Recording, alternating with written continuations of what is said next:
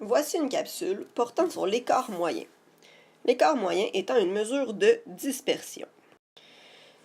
Donc l'écart moyen, c'est la moyenne des écarts à la moyenne des données de la distribution. Donc nous allons voir ce qu'est l'écart moyen par un exemple, puis nous allons pouvoir regarder sa signification de façon beaucoup plus facile. Nous avons les pointages finaux des 12 joueurs de golf et nous voulons calculer l'écart moyen. Pour ce faire, nous devons initialement calculer la moyenne des données.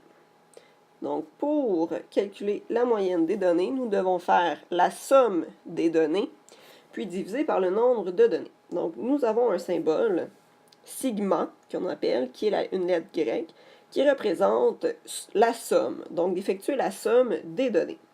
Donc, nous voulons faire la somme de toutes les données. Et le symbolisme qui nous permet de le faire, c'est la somme de toutes les valeurs, donc que nous représentons par xi. I qui représente le rang de la donnée. Donc, I va commencer toujours à la première donnée et on va se rendre jusqu'à la dernière qu'on représente par la lettre N.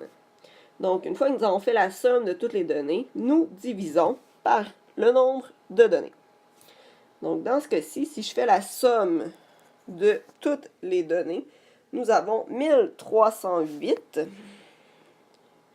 et nous avons 12 données, donc 109 coups. Si vous n'aimez pas le symbolisme, vous pourriez aussi écrire somme des données divisé par le nombre de données et le reste serait identique. Une fois que j'ai la moyenne, je vais regarder l'écart à la moyenne de chacune des données.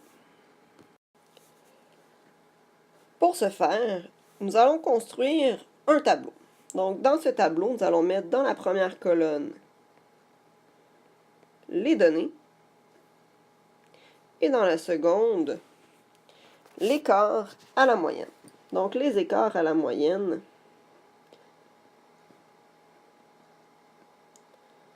qu'on pourrait aussi écrire de façon symbolique. Donc, on va mettre une barre verticale. On va prendre chacune des données auxquelles on va soustraire la moyenne.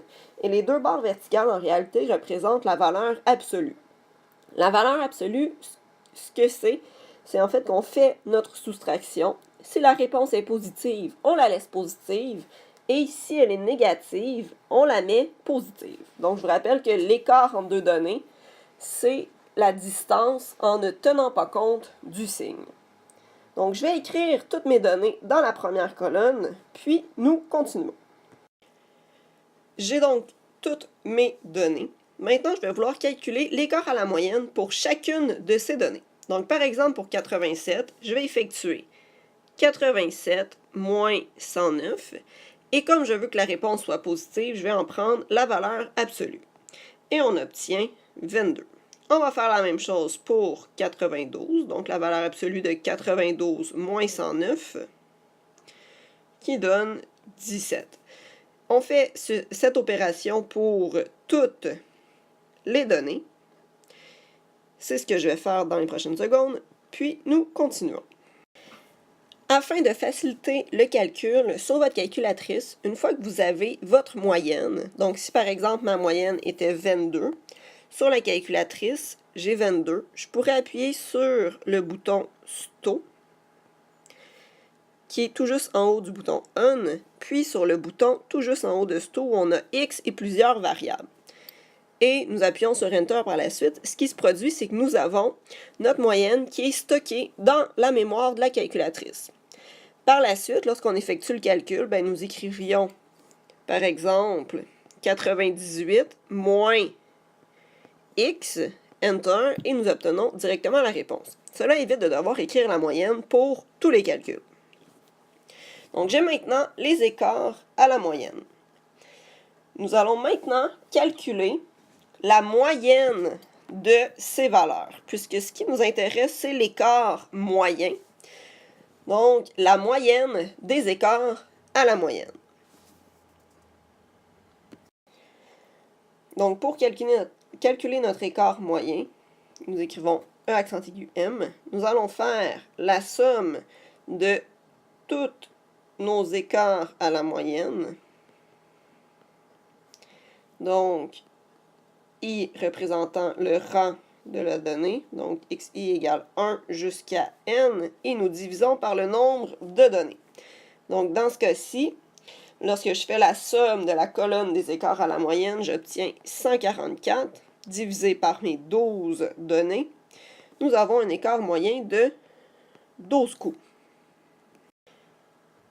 Donc, l'écart moyen de 12 coups, ce que ça signifie, c'est qu'il y a en moyenne une différence de plus ou moins 12 coups entre le pointage de chacun des golfeurs et le pointage moyen.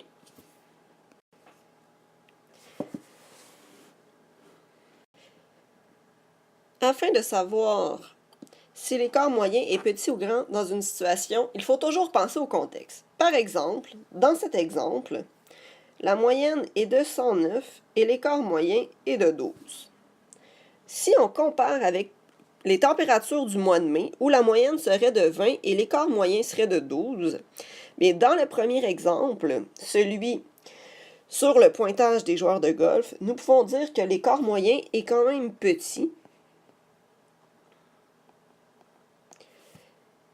alors que pour des températures au mois de mai, si nous avons une moyenne de 20, un écart moyen de 12, nous pouvons dire que l'écart moyen serait très grand, donc très élevé.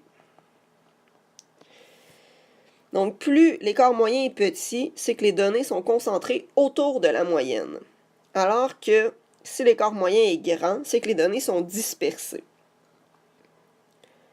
Merci.